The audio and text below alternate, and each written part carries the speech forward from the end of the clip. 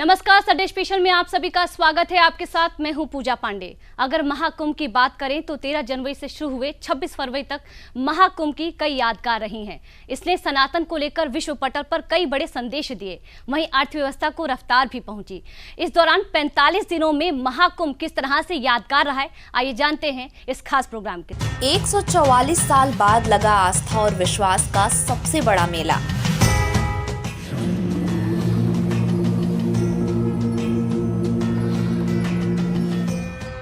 राम की नगरी अयोध्या में भी दिखा श्रद्धालुओं का जन सैलाब।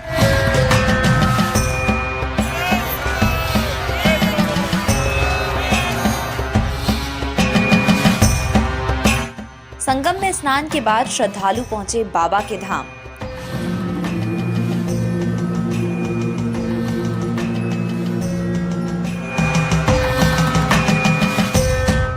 ये तस्वीरें हैं 45 दिनों तक चलने वाले आस्था और विश्वास के अनुष्ठान महाकुंभ की, जिसका समापन हो चुका है। मेले की शुरुआत से लेकर महाशिवरात्रि के आखिरी दिन तक इस आयोजन में सिर्फ प्रयागराज में 66 करोड़ से ज्यादा लोगों ने अपनी उपस्थिति दर्ज कराई है। इन श्रद्धालुओं ने त्रिवेणी संगम में आस्था की पावन डुबकी लगाकर धार्मिक और सांस्कृतिक एकता की अद्वितीय मिसाल कायम की है। सामूहिक आस्था का प्रतीक महाकुंभ भारत को सामाजिक, सांस्कृतिक और आर्थिक रूप से समृद्ध कर गया था। जाति धर्म को भूलकर महाकुंभ सिर्फ सनातन की पहचान बन गया। पुरातन और आधुनिकता के इस विराट संगम में महाकुंभ ने अपनी हुंकार और ओज से राष्ट्रीय चेतना को जागृत किया। इस आयोजन को सफल बनाने के लिए केंद्र और राज्य सरकार दोनों सभी प्रकार की व्यवस्थाओं को भी उपलब्ध कराया, जिनकी बात करें तो 4000 हेक्टेयर में फैला मेला क्षेत्र, निगरानी के लिए 2750 सीसीटीवी कैमरा, 1850 हेक्टेयर में पार्किंग व्यवस्था, 30 पानटून पुल, 1,60,000 टेंट, गंगा पर 12 किलोमीटर घाटों का निर्माण, 1,50,000 शौचालय, 67,000 स्ट्रीट लाइट, 400 किलोमीटर सड़कों का निर्माण, 7,500 करोड़ सरकार का खर्च, 50,000 सुरक्षा कर्मी।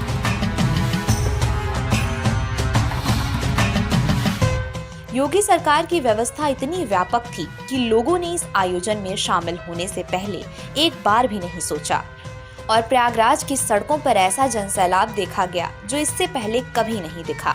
लोगों को बस पहुंचना था तो त्रिवेणी के पावन संगम पर। क्या दिन क्या रात, न ठंड न गर्मी, बस आस्था में सराबोर हजारों लोग बस चले आ रहे थे। वास्तव में महाकुंभ आस्था, सनातन भारतीय संस्कृति के प्रति अगाध विश्वास का प्रतिफल है। भारत की आस्था, धर्म, संस्कृति और सनातन का पूरी दुनिया में ऐसा डंका बजा कि इसको जानने के लिए पूरे विश्व से लोगों ने आना शुरू कर दिया। फिर वो चाहे Belgium, Ukraine, Russia, Italy, Ireland, France, America, Canada, Germany, Kazakhstan, Britain हो या कोई और देशों से आए लोग, इनमें से अनेकों ने सनातन धर्म अपना भी लिया। Oh, this is an amazing experience for sure, unforgettable for us. We came from far away from here, and we are very excited to show to our people, our country, this the whole Kumbh Mela, and that's it. Very grateful to be here in the Mahakumbh. Everything has been very smooth. All the facilities have been great. Police, they were very kind to us. Very grateful to be part of this prayer. I'm very blessed to be here. Everything has been magic as only Mother India can be, and we have been welcomed and supported by everyone. We are working since 6 hours and everything has been perfect. Now we are going to take our bath, and thank you so much India for having us. I've been visiting the Kumbh Mela for 2 weeks now. It's been fantastic up until now. And everyone's been really happy and enjoying the festivities. ये विदेशी श्रद्धालु सिर्फ प्रयागराज ही नहीं गए, बल्कि राम की नगरी अयोध्या और गंगा किनारे बसे काशी विश्वधाम भी गए। 14 देशों से 1 लाख विदेशी श्रद्धालु काशी आए। इनमें मलेशिया, ब्रिटेन, रूस, यूक्रेन, इंग्लैंड, नेपाल, बांग्लादेश के लोग सबसे ज्यादा थे। इसके साथ ही भारत के 24 राज्यों के श्रद्धालु भी इस महाकुंभ के दौरान काशी पहुंचे, जिसमें सबसे ज्यादा मध्य प्रदेश, राजस्थान, महाराष्ट्र, तमिलनाडु, केरल, आंध्र प्रदेश, उड़ीसा, पश्चिम बंगाल, हिमाचल प्रदेश और उत्तराखंड से थे। विदेशी सैलानियों में कभी भारत का अंग रहे पाकिस्तान से भी हिंदू सनातनी श्रद्धालु संगम में डुबकी लगाने आए। सिंध प्रांत से आए इन श्रद्धालुओं ने अपनी पीड़ा तो नहीं व्यक्त की, लेकिन उनका मौन उनके देश में उनकी उपस्थिति को जरूर बयां कर गया। हिंदू पाकिस्तानी यात्री सिंध से आए हैं। काफ़ी अरसे से हमें, जब से ये कुंभ मेले की वातावरण का मीडिया की माध्यम से आ रही थी आवाज़ हमारे पाकिस्तान में, तो कई हिंदुओं की ये आशा थी कि हम पाकिस्तान से हिंदुस्तान जाएं और कुंभ मेला में स्नान करें। लेकिन हमारे भाग जागे हैं सतगुरु साईं सदाराम साहब की कृपा से कि संत युधिष्ठिर लाल जी महाराज ने हमें वीज़ा दिलाया और हम 3 तारीख को वहाँ से अपने अपने गांव से निकले हैं। यहाँ की व्यवस्था, यहाँ की जो रहन सहन, खान पीन जो है बहुत अच्छा है, बहुत आरामदायक स्वादिष्ट खाना मिल रहा है। आरामदायक हमें तंबू या ये जो जिस राश का बंदोबस्त किया गया है वो बहुत बेहतरीन है। यहाँ हमें बहुत इच्छा थी कि पाकिस्तान से इंडिया जाके यात्रा करें। यहाँ आके हमें बहुत खुशी हो रही है। इतनी अवस्था लगी रही है कि वो जो यहाँ जो हमें टेंट मिला है और जो इधर जो हमें जो सुविधाएं मिल रही हैं बहुत अच्छी हैं, ज़बरदस्त हैं। और इंडियन गवर्नमेंट के हम आभारी हैं जो हमारी सारी संगत को यहाँ बुला के इतनी विदा दी है और इतनी सेवाएं हो रही हैं। हमने बचपन से ही पढ़ा है कथाओं में कि प्रयागराज की धरती उत्तम धरती है। यहाँ पर माघ के महीने में ये कुंभ का मेला लगता है और यहाँ पर का स्नान बहुत उत्तम स्नान होता है। तो इस वजह से हमें बचपन से ही ये इच्छा होती थी और ये हमारे भाग्य हैं कि हमें ये इस दफ़ा मौका मिला है। और जाहिर है मीडिया ने भी काफ़ी हमें इंस्पायर किया है कि कुंभ का मेला बहुत अच्छा मतलब उत्तम है और हमारी ये दिली ख्वाहिश पूरी हुई है और हमें बहुत खुशी हुई है। यहाँ पर कुंभ के मेले का हमें मीडिया के माध्यम से पता चला कि ये कुंभ का मेला है। वैसे तो हमें पता ये 4 साल में होता है, 5 साल में होता है। जब इस मेले का पता चला कि 144 साल में ये होगा तो हमें बहुत इच्छा हुई यहाँ पे आने की और हमारे गुरुदेव संत श्री डॉक्टर युधिष्ठिर लाल जी ने हमें ये मौका दिया कि हम यहाँ पर आएँ। इन श्रद्धालुओं के इस तरह से प्रदेश में आने से यहाँ की अर्थव्यवस्था को कितने पंख लगे वो भी बताएंगे। पहले आपको बता दें कि महाकुंभ वैसे तो हर 12 साल बाद त्रिवेणी के तट संगम पर लगता है, लेकिन ये कुंभ विशेष था। 144 साल के योग पर लगे इस महाकुंभ में विलक्षणताएं भी अनेक थीं। जैसे 66 करोड़ से अधिक श्रद्धालुओं ने पवित्र संगम में स्नान किया। मकर संक्रांति, बसंत पंचमी, मौनी अमावस्या और महाशिवरात्रि पर सर्वाधिक लोगों ने डुबकी लगाई। 15,000 सफाई कर्मियों ने सफाई की। डिजिटल खोया पाया केंद्र ने 20,000 लोगों को ढूंढकर अपनों से मिलवाया।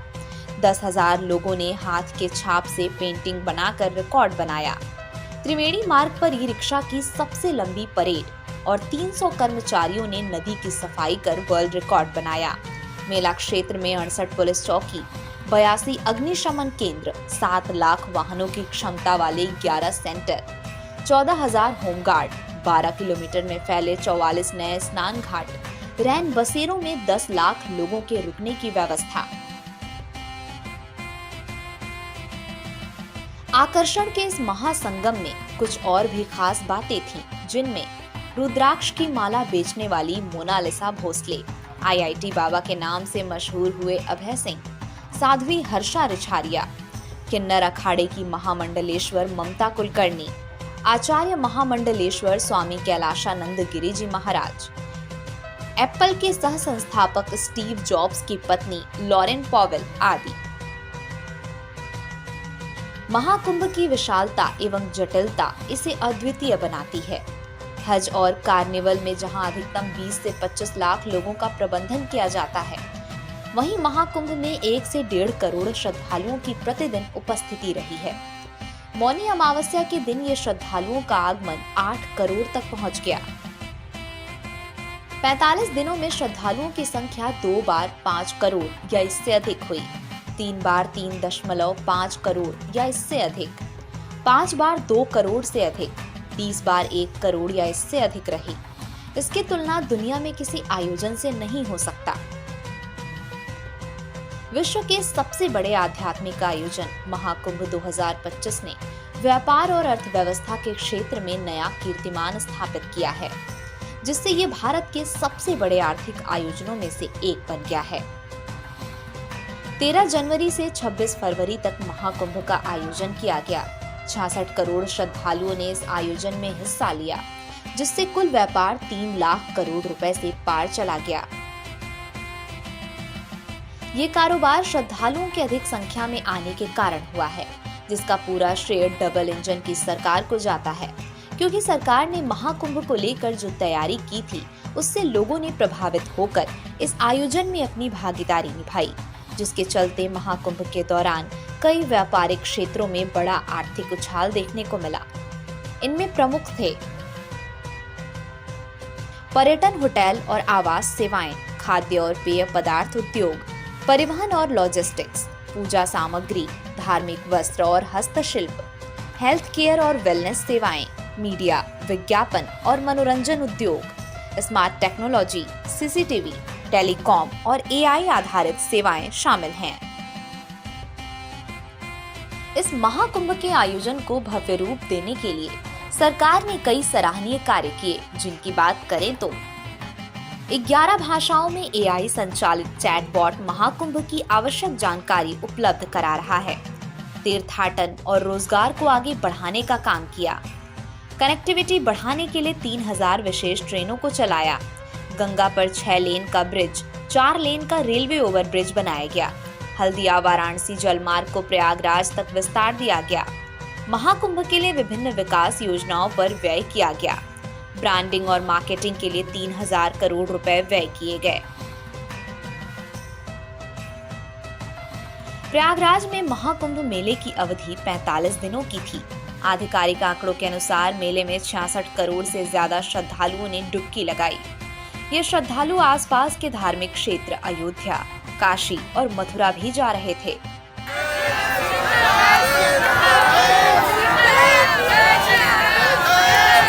हम गए थे दर्शन करने, वहाँ नहाने के लिए गए थे कुंभ में।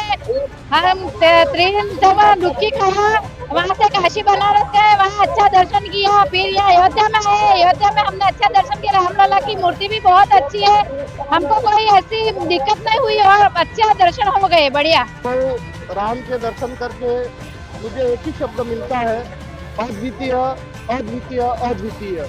ऐसा मैंने जीवन में ऐसा दर्शन कभी नहीं किए थे। और सरकार, केंद्र सरकार और यहाँ की जो राज्य सरकार है, मोदी सरकार और योगी सरकार, उसका बहुत बहुत धन्यवाद। करोड़ों लोग जो हिंदुस्तान के प्रत्येक गांव से हर व्यक्ति यहाँ पर आया है, उसका मन प्रफुल्लित हुआ है। इन शहरों में भी बड़ी संख्या में भीड़ जमा रही। इसका नतीजा रहा कि महाकुंभ अवधि में औसत रूप से नित्य 4 से 5 लाख श्रद्धालु रामलला का दर्शन करते रहे। इन सभी ने अपने आराध्य के चरणों में आस्था का अर्पण भी दिल खोलकर किया, जिसमें 45 दिनों में दान पात्र में चढ़े 30 करोड़ से ज्यादा रुपए, हर रोज दान पात्रों में चढ़े 1 करोड़ रुपए मिले। दान पात्र की संख्या 24 से बढ़ाकर 34 की गई। थोड़े समय में ही दान पात्र भर जाते थे। 40 से अधिक कर्मचारी इसकी गिनती करते रहे। भारत के अतिरिक्त विदेशी मुद्रा भी पाई गई। विदेशी मुद्राओं की अभी गिनती नहीं की गई। 45 दिनों की अवधि में अयोध्या में 1 करोड़ 50 लाख श्रद्धालुओं ने रामलला के दर्शन किए, जिसमें कई लोग ऐसे भी थे जिन्होंने चेक व ऑनलाइन माध्यम से भी श्री राम जन्मभूमि तीर्थ क्षेत्र ट्रस्ट को धनराशि भेजी। और सिर्फ अयोध्या ही नहीं, इन 45 दिनों में कुल 4.32 करोड़ श्रद्धालु काशी पहुंचे। महाकुंभ के दौरान हर रोज करीब 5 लाख लोगों ने बाबा विश्वनाथ के दर्शन किए। इन श्रद्धालुओं ने काशी की अर्थव्यवस्था को उड़ान दे दी। कैसे, वो भी समझिए। महाकुंभ के दौरान वाराणसी में 4.32 करोड़ लोग पहुंचे। रोज 5 लाख श्रद्धालुओं ने काशी विश्वनाथ के दर्शन किए। 45 दिनों में 2 करोड़ भक्तों ने बाबा विश्वनाथ के दर्शन किए। 2.32 करोड़ लोगों ने गंगा स्नान, काल भैरव और सारनाथ घूमने गए। 100 करोड़ रुपए से ज्यादा के रुद्राक्ष बिके। 45 दिन तक औसतन 5 लाख लोगों ने काशी में रोज स्टे किया। होटल कारोबारियों को इस दौरान 1620 करोड़ का बिजनेस मिला। 45 दिन में भोजनालय ने 1575 करोड़ का फायदा कमाया। 50 करोड़ से ज्यादा की कुबेर प्रतिमाएं लेकर गए लोग। नाव और क्रूज से कमाई 3240.8 करोड़ रुपए हुई। छोटी नाव चलाने वालों ने 191 करोड़ कमाए। 45 दिनों में 72 करोड़ का बिका प्रसाद। 45 दिनों में 30.27 करोड़ रुपए के टीके लग गए। 1000 से ज्यादा पंडित काशी पहुंचे थे। 45 दिनों में 216 करोड़ के फूल माला बिके।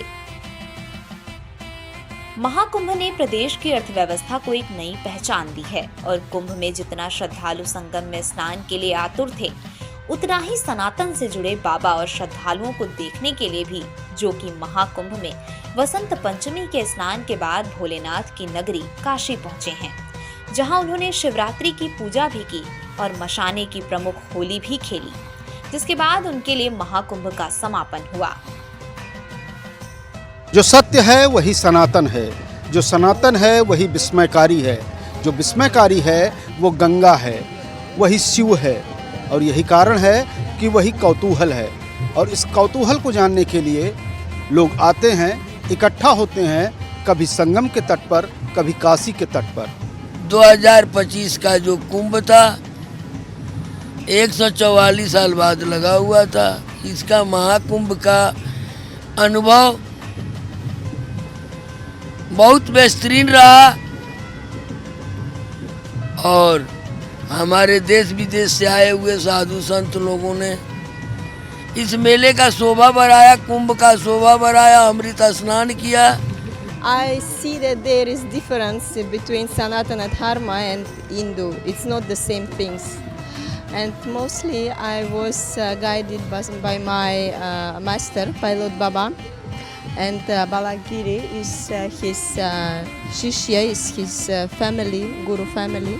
That's why I'm here.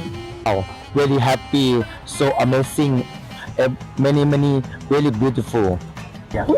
It's very beautiful and so exciting. The people India is a good hearted. Come to India. Really good manage. So many people in Kumbh Mela, Mahakumbh Mela. Olam Karunawataram Samsara Saram Pushatem Thaharam.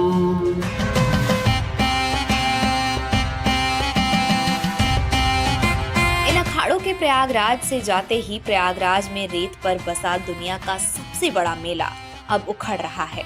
45 दिनों तक चले इस महाकुंभ को 4000 एकड़ जमीन पर बसाने में 3 महीने लगे थे और अब उजाड़ने में 2 ही महीने लगे। कैसे बना ये शहर और कैसे हट रहा, उसे भी समझिए। 1 लाख से ज्यादा टेंट लगाए गए थे। इनमें 400 किलोमीटर कपड़ा लगा था। महाकुंभ में 85 ट्यूबवेल, 160 पानी टैंकर, 210 वाटर एटीएम लगाए गए थे।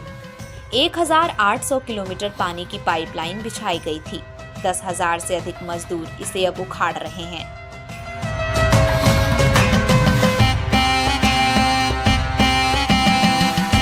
प्रयागराज और संगम की रेती पर जनज्वार शांत हुआ और इस शांति ने बारूद के ढेर पर खड़ी दुनिया को समरसता का अमृत संदेश दिया।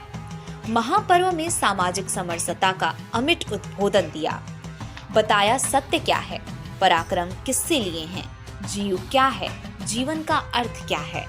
बहुत ही ज़्यादा अच्छी वाइब्स हैं। हम लोग जब लास्ट ईयर 12 साल पहले भी मैं और पत्र लेकर आए थे, तब हम चुपचाप से आके कुछ अंत के दिनों में आए थे और डुबकी लेके गए थे, और वो जो एक्सपीरियंस था, उस एक्सपीरियंस ने हमारी ज़िंदगी चेंज कर दी। वो जो वाइब्रेशंस थी माँ गंगा के साथ और प्रयाग नगरी में जो वाइब्रेशंस थी। बहती निर्मल जलधार जहाँ वेणी माधव के दर्शन से मिलता सबको पुण्य अपार, जहाँ कल्पवास में जन्मों के पाप और संताप भगे, चलो चले चलो चले, महाकुंभ चले, प्रयाग चले।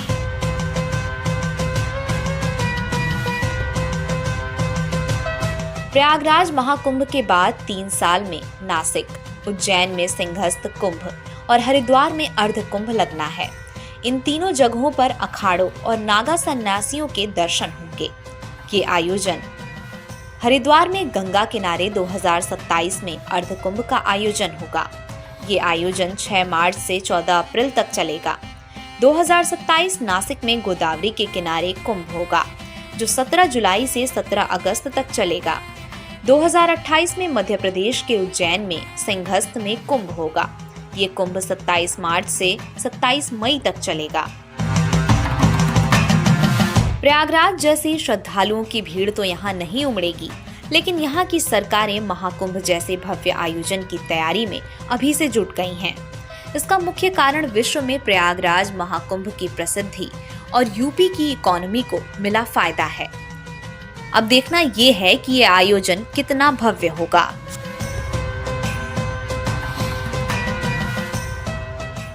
तो महाकुंभ यादगार रहा है लोगों के बीच और इसको लेकर बड़ा जो मैसेज है लोगों के बीच पहुंचा है और सरकार की तैयारियां भी जबरदस्त देखने को मिली थी। अब हर किसी को प्रतीक्षा है अगले कुंभ की और देखना होगा कि यहां पर किस तरह से भव्य जो नजारा है अगले कुंभ को देखने को मिलेगा। इस खास प्रोग्राम में मेरे साथ फिलहाल के लिए इतना ही। नमस्कार।